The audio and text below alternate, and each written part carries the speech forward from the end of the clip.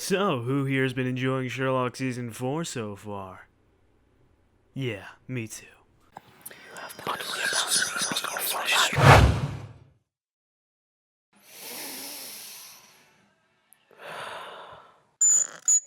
So, depending on who you are and what you've watched here on YouTube pertaining to deduction aside from my videos, this video might seem very similar to what Sherringford did in his early days with his Deducing series, and what Observe has done in the past with his Just Deduce It series. So I figured it was finally time that I had a stab at something like that, so this is my take on such a series. Bear in mind that I don't have a name for this yet, so if you have any ideas for what this series should be named, please let me know in the comments below. I would be eternally grateful to you. Well, maybe not eternally, but you get the idea. So if you haven't seen one of those series, then let me explain.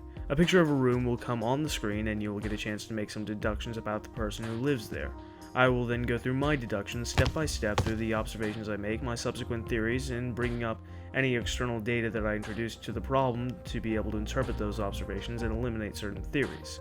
In essence, not only telling you my conclusions, but allowing you to see exactly my process. This first photograph was sent to me by a viewer by the name of Diana Ayapuva. Now, my most sincere apologies if I butchered or mispronounced that at all. Please, I'm so sorry.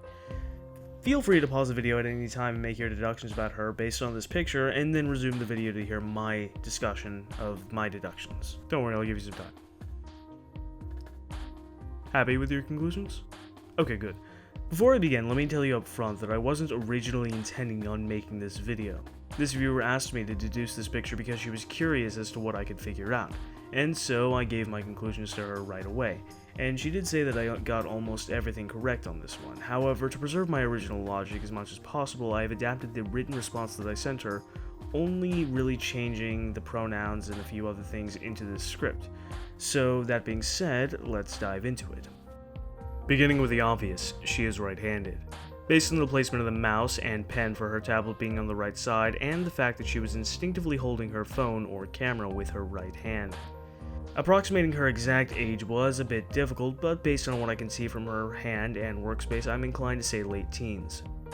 She has a wireless keyboard synced up to her laptop via a USB receiver plugged into the top right side of the laptop. The keyboard itself is clearly elevated above the surface of the laptop, and you can clearly see on the bottom right corner there are keys underneath that keyboard. The most reasonable explanation for this is that the original keyboard is in some way damaged. Perhaps certain keys are missing, or maybe there's a problem with the hardware within the keyboard itself making certain keys unresponsive.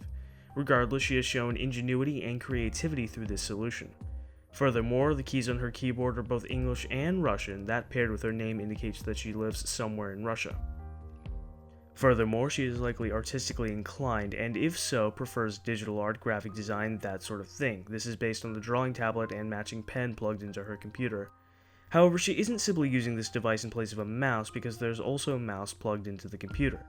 The fact that she also has Adobe Photoshop installed on her computer visible on her taskbar cements this theory. Looking at the screen of her computer, she uses Windows 7 as her operating system, and she has opened a new tab in her Google Chrome browser. Looking at the websites down at the bottom of the browser that Google knows she frequently visits, it is hard to tell exactly what websites they are because of the quality of the image, but it looks like she frequents video and music sites, and perhaps social media sites as well.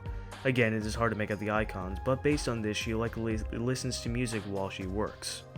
The desk itself is small and cluttered. She does a lot of work on that desk, different types of work, and things tend to pile up. She appears to have keys, a glass of water, what looks to be a piece of jewelry, and a book on the right-hand side, along with the wrapper of a Twix candy bar, again testifying to her right-handedness and implying that she likes to snack on sweets and other things while working, and that she also does various different types of activities on that desk, perhaps reading and maybe even putting on jewelry. On the left-hand side of the desk there's a bag, what appears to be a purse and maybe a water bottle, but I can't be sure of either of those things.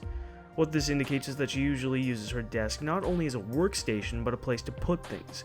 So she either likely doesn't have much free space to place things on, or she has a place for these items but tends to leave them on her desk out of convenience.